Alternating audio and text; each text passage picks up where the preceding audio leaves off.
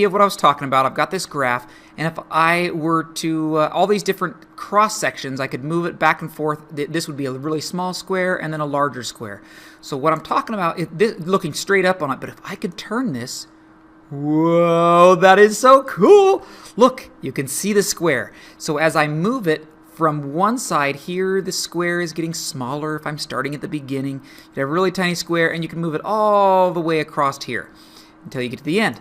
Well, I want to add more squares. So if I had some more squares, you could see here all of these different sizes as across. Now, the more squares I have, if I could fill this whole thing up and have a whole bunch of squares, you'd start to see this three-dimensional object. There are some equilateral triangles. You can see that.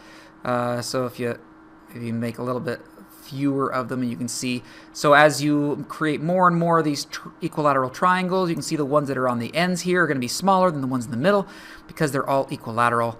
Put in a whole bunch of these triangles, and we can kind of see what the shapes looks like. This is interesting. So the shape, really sharp corner on top, almost like a fin. Okay, that's kind of cool. These nice semicircles, and remember, not a full circle, so when we're thinking of the area of those things, you got to remember that. And here, let's add some more circles so you can see. This would be the top view. Would look like just a bunch of, looks like cross little lines, but they're cross sections perpendicular. Whoa, spinning out of control. Perpendicular, remember, to the x-axis. Here's the x-axis. These are going to go straight up and down. Let's add some more of these semicircles. Stop spinning, you turkey. And whoa, that's a lot of them. Oh, so